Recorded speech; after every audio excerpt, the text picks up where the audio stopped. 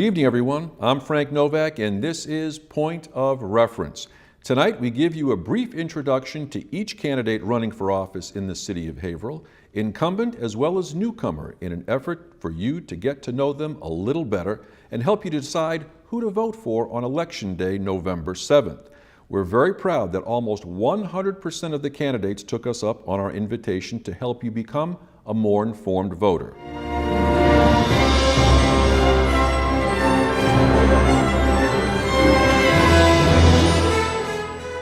Making his first run for Haverhill School Committee is Richard Smyth, and here to tell us why. Welcome to the program, Richard.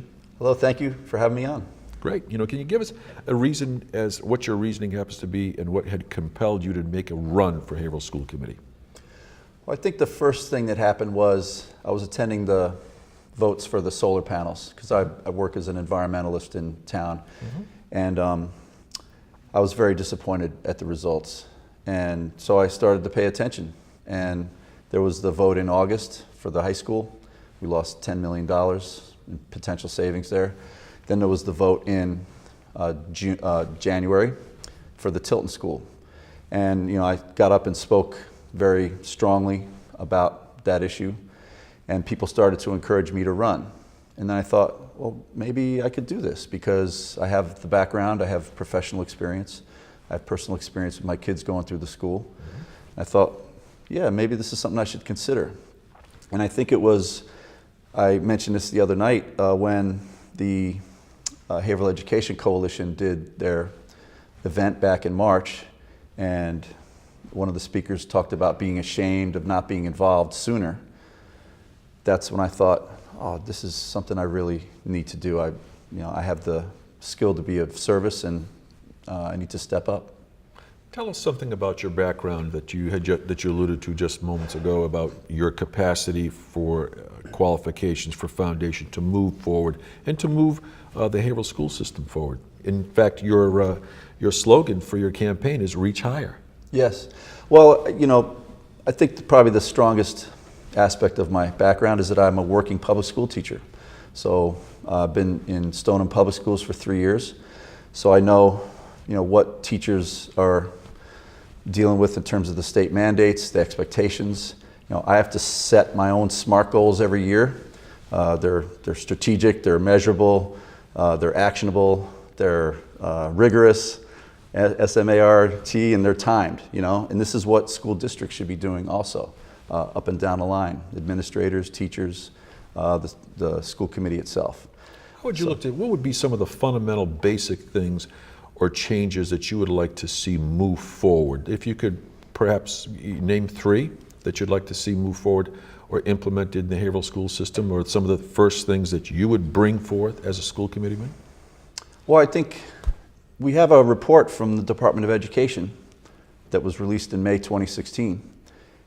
They do these reports every 5 years. They do a site visit. They come in and they look and they issue a report. And this report has a number of strengths and weaknesses that it points out, and I think there's quite a bit to do there. And much of this is what I've mentioned before. They talk about trying to have data-driven decision making. So let's use the data that we have to drive our decisions. And the Haverhill Education Coalition looked at some data and talked about the dropout rates. And you can see that on their website, benchmarkhaverhillschools.com, I believe it is. So, let's use that data that we have. Have they not been using that lately? Well, the report calls specifically for a data analyst to create a position and hire someone who can oversee the analysis and then decision making based on what you do with that data. So the report mentions a lot about this, professional development. So there's a number of very specific calls for that. I mentioned the other night that our per pupil spending on professional development is down to $4 per student, which would put us at the very bottom of the whole entire state. So, they talk about the need for differentiated learning, teaching teachers how to differentiate so that we can meet the needs of every student who's in their class in front of them. How is that different from inclusion? You know? Well, inclusion typically involves having special education students in the classroom. Okay. Differentiating is, trying to meet the levels that are in every class inevitably. And you could break them out and have like an honors class and a college prep class and an AP class.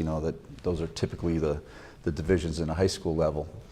So, is it safe to say that your talent that you're trying to bring forth is the fact that while others may be running for school committee, they have an idea as far as what they'd like to see done, but you, from a practical standpoint, are in the mix today, have been in the mix by being able to actually be in education where you're eyeball to eyeball with the students and administrators and are living that on a day-to-day basis.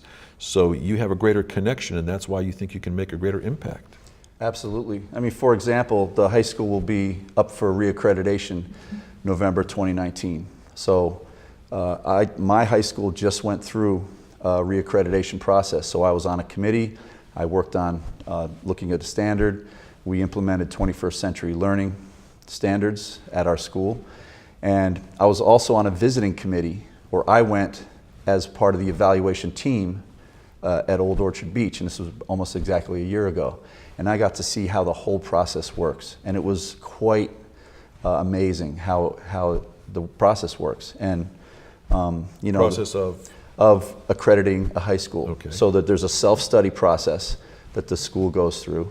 And then, they're trying to meet standards that it's a moving target. So I've done this 3 times. This is my 3rd time serving on a accreditation committee at the school. So I did it twice at the Catholic high school that I was at. So even though you are not on the school committee, you can rely upon the experience you've had in real world situations that would be applicable right now. Absolutely. I believe that will be a big help. I'd like to ask you this. Is it true or not that out of 351 cities and towns in the state of Massachusetts, Haverhill used to be ranking on spending per pupil about midway? Now we're almost toward the bottom.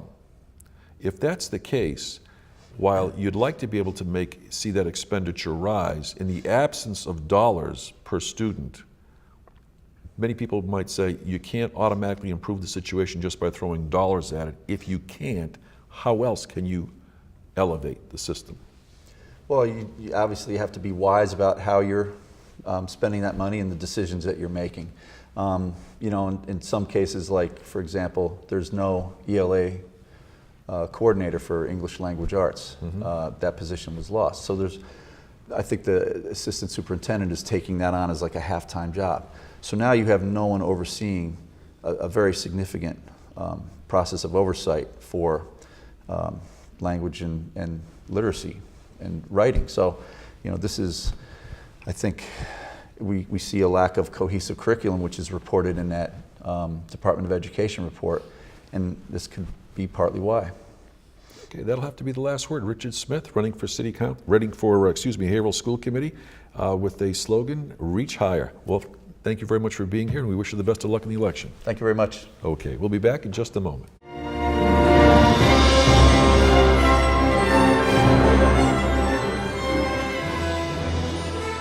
I hope that this program has been a point of reference for you, and until next time, my name is Frank Novak, and thanks very much for watching. And remember to vote on November 7th.